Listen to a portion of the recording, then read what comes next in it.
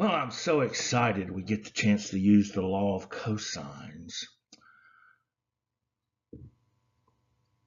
Aren't you excited? Well, okay, maybe not. I am.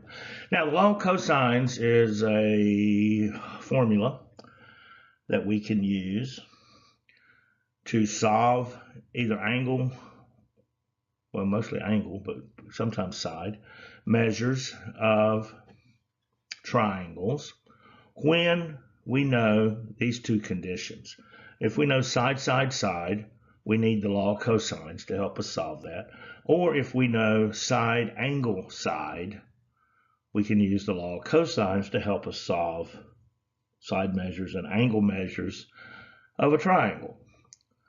Now, well, let's read through this. If you look down at that formula right quick, though, you might say, oh, this looks a little bit complicated. But it's really not too bad. We just need to kind of make sure that we're labeling things. And we'll go over that. But let me read the problem first. That a group of friends who are on a camping trip decide to go on a hike.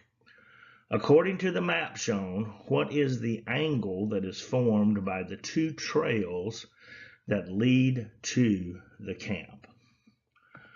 Okay, well, I'm going to start here by doing a little bit of labeling. I think I'm going to use black for my color. And I'm going to label this angle here A, which means that this side opposite is A. And then where it says trail 2, I'm going to label B. No particular reason, I just need to label it B.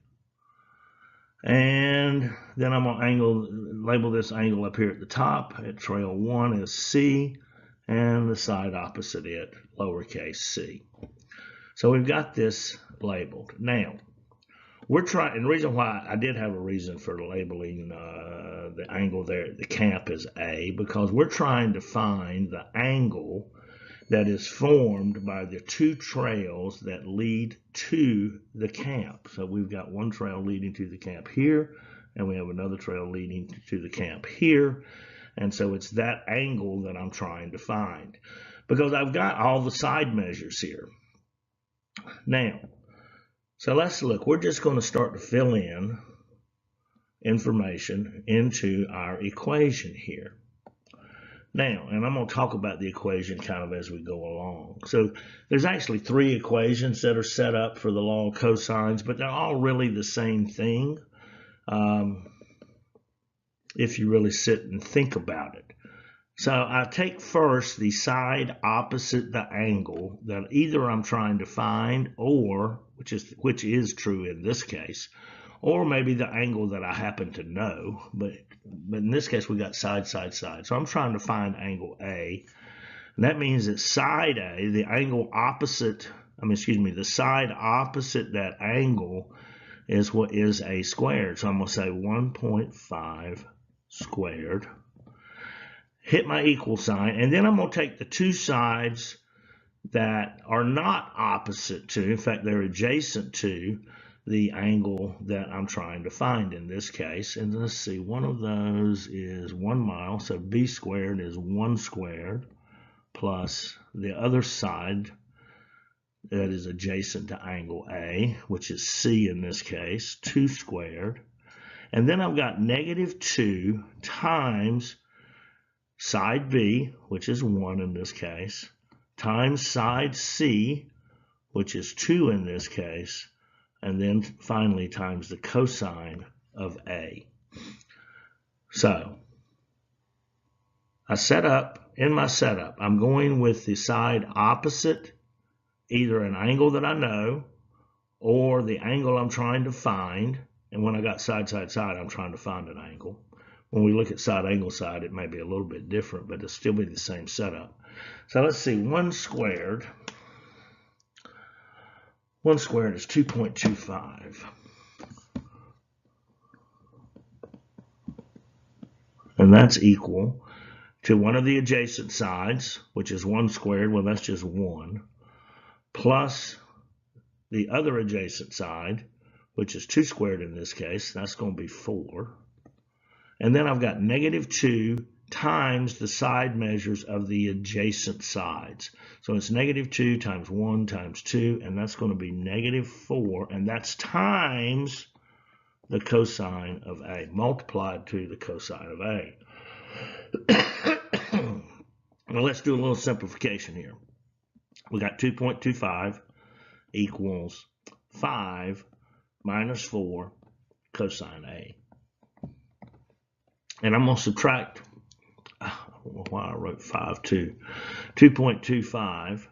We're going to subtract 5 from both sides. And when we do, we've got -2.75 equals -4 cosine A. Well, -4 is being multiplied to cosine of A. So we're going to divide by -4 on both sides. I'm going to move it up here.